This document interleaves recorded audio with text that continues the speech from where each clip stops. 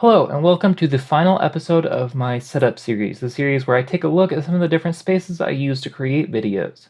In this video, we're going to be looking at my editing setup and how I edit all of my videos. If you're interested, you can check out the two previous videos in this series, talking about my studio setup and talking about my desk setup. But anyway, with that said, let's dive in and talk about how I edit my videos.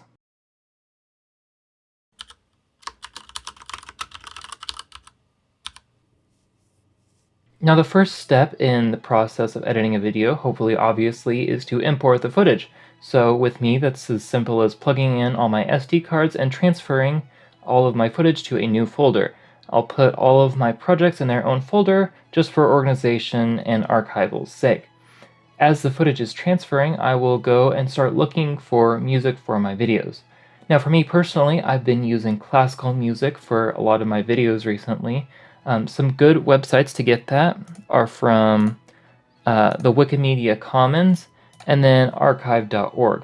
Wikimedia Commons has a lot of really good, high-quality public domain recordings of classical music, and archive.org has quite a few good ones as well, although theirs are typically older, but they're still nice. For my Grading the Film series, that's the only series where I don't typically use classical music, and for that series I'll generally use music from the soundtrack of the film that I'm talking about, just for kind of thematic purposes. But anyway, once all of my footage is imported, I can create a Premiere Pro project and just import all of that into my project.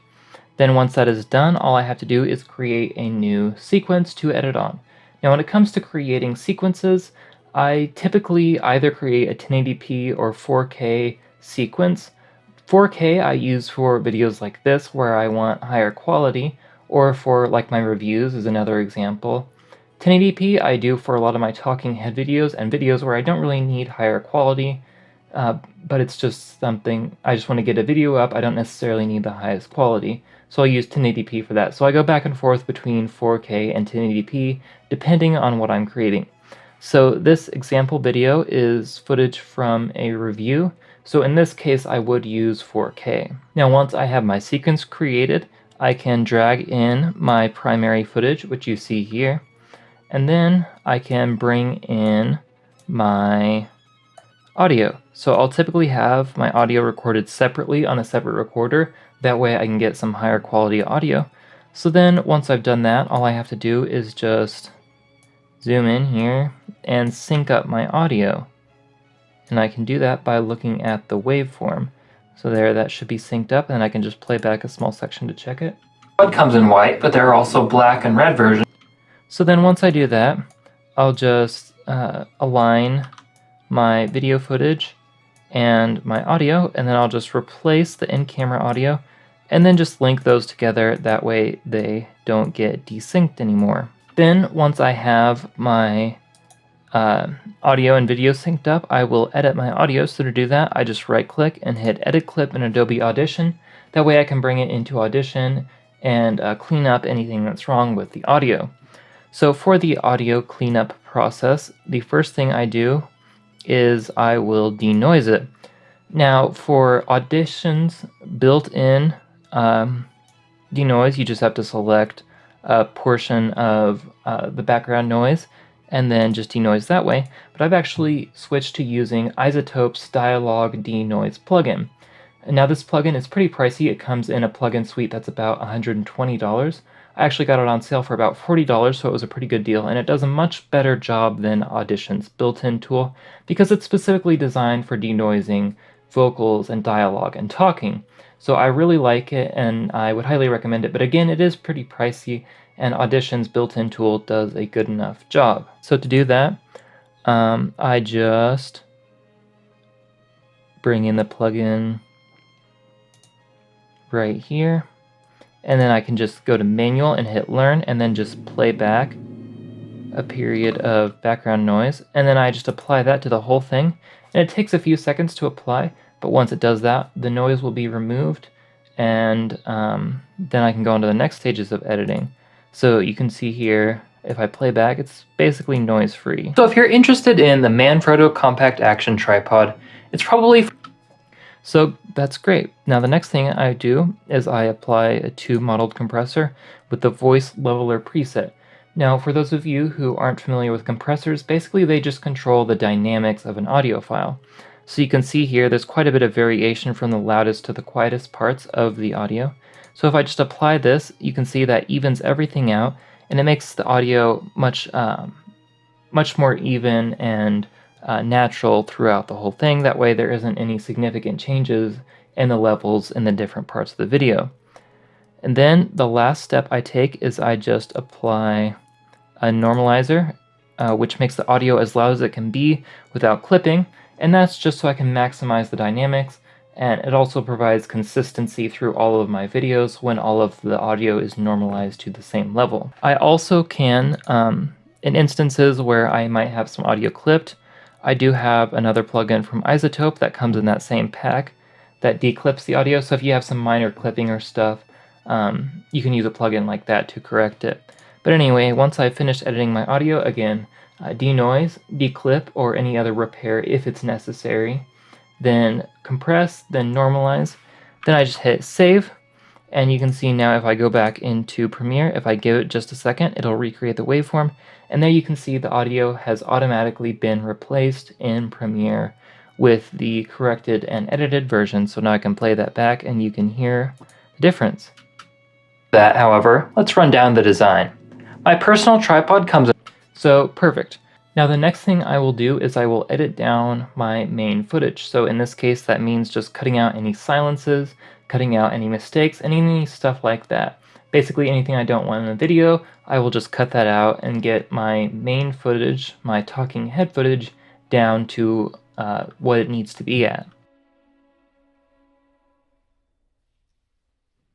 Then, once my footage is edited down, I can add in my intro and my outro, so I can just import those and then just apply those. And if I have like any funny clips or anything, I will add those at the end of my outro. Now from there, I will add in all of my B-rolls. So if I have some B-roll, say right here, I can just open that up, and if I go into my source monitor, you can see right here, I can just mark an in and out point. So say here's my in point, there's my out point, and then I can just drag that over onto my timeline. Now on my timeline, I will, if possible, use B-roll to hide any of the cuts. So you can see there's a cut right here. So I'll just add some B-roll over that and that'll hide the cut.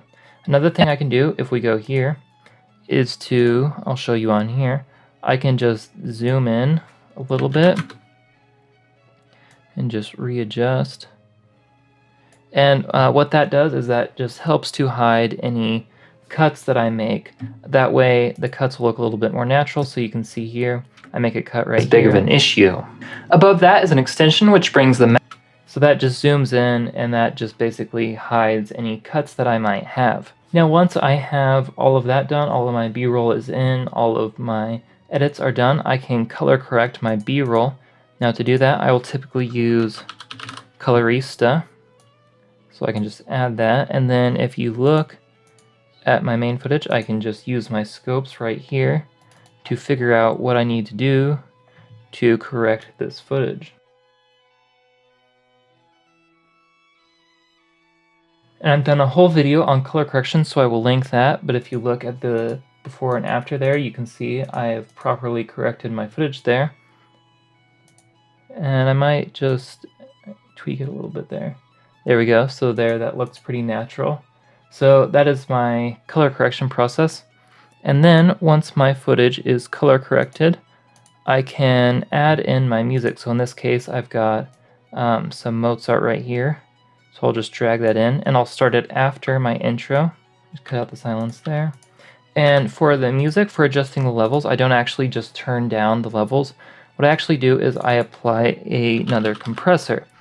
And this is because music, especially soundtrack and music and classical music, which is what I typically use, has a lot of variation. So instead of just adjusting the levels, I'll actually add a very aggressive compressor. So I'll generally set the threshold very low, a pretty high ratio, and then to avoid distortion, a very slow attack, or very fast attack, excuse me, and a very slow release. So if we listen to that, but there are also black and red versions. So although the red version does cost more and levels at all, and yet the music is not interfering with my voice at all. My personal tripod comes in white, but there are also black and red versions. If I have any periods of where I'm not talking, where I might have a transition or something like that, or after I'm done talking in my outro, I can just disable this plugin, and that will turn up all of my audio to back where it was originally. Although in some cases for that I might need to turn it down a little bit. That way it's not too drastic of a change. So once I have all that compressed, what I will do is I will select all of my primary footage, and I will right click and bring it into After Effects, where I will do my green screening. Now, not all my videos have a green screen. For example, this one that's filming me right here won't need one, but most of my reviews and stuff do use a green screen, so I will bring in all of my footage into After Effects just like this. Now here I have my background that I can just bring in right here and just scale that up, and then I can select this, and the first thing that I will do with my footage, which again I will go over and show you, is I will mask it. So basically that's just to cut out any parts of it that I don't want shown. For example, my mic or any area that's not green screen, so I've got that. And then what I can do is I can just apply a key light plus key cleaner plus advanced spill suppression preset, which is a great setup to do stuff. So I will go back over here. So the first thing I will do is I will select the screen color. So just go over here and select some of the green from my video. And then you can see here there's still a little bit of green. So I can just bring up the screen gain until all of that is gone. I might need to bring it down just a little bit, not that much. So about somewhere between 100 and 150 is usually the right amount of screen gain. But now you can see there's kind of some weird areas.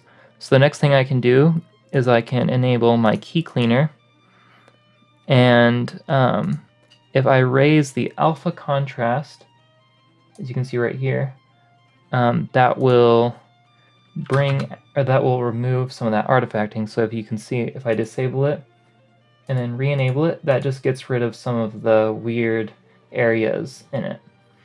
You can also see though that there's still a little bit of green here in my hair and on my arm. So the last thing I will do is I will apply advanced spill suppression. And again, if I disable that and re-enable that, you can see that it's removing the green from some of the areas where there's a little bit of color cast. So again, 3-step process: key light, key cleaner, and then advanced spill suppressor. And there is a preset in After Effects that has all of that. So then once I've done that, I can just right click my mask, and then I can just add that to all my other footage. So if you see I select this, there's my mask, and then in here I can control click all of my plugins right there, and then again control C, go to all of my others, and then just apply that to all of them. So there you can see all of my clips now have those effects applied, and then my background as well. So from there I can just hit Control S, and then if we go back into Premiere and give it a few seconds, you will see that all of my edits that I did in After Effects now show up inside of Premiere. Now if I need to do any color correction on my final video, I can do that by just creating an adjustment layer here, adding that over my video, and then I can apply a colorista effect. And this doesn't really need any color correction, but I could say, you know, add a little bit more red, whatever I needed to do. And then for some videos, I will also apply a Cosmo effect. And Cosmo is a red giant plugin that kind of smooths out skin tones and stuff. It's very demanding, so I rarely use it, but when I do, it is a great plugin. It really helps to even out skin tones and soften skin. Again, it's really demanding. It really increases render time, so I rarely use it, especially in conjunction with green screening because that is such a big add time to render. So I'll rarely use it, but I do use it occasionally for color correction, but in this case I don't think this video needs any color correction. So from there I will just go to, my video is basically done at this point, so I will just go to some B-roll and I will select the thumbnail. So if you see here on my ultra wide, I can just hit that button and it will create a thumbnail, and then I can save that, and then I will render out my video. So I'll just hit Control M, and in this case I'm doing an H.264, and I do have a bunch of presets that I've made.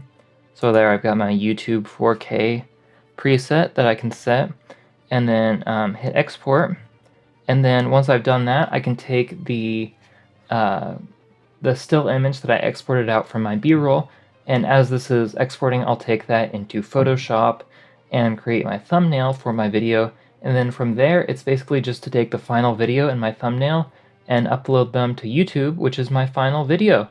So anyway, that's it for how I create my videos. Not a super complicated process, but it is I have a very set way of doing all the things, so I thought I'd show you guys. But anyway, if you enjoyed this video and learning about how I make these types of videos, hit that thumbs up. If not, feel free to hit the dislike button. If you have any questions or comments about how I edit my videos, feel free to leave those down in the comments below. And if you want to see more videos like this, please hit that subscribe button.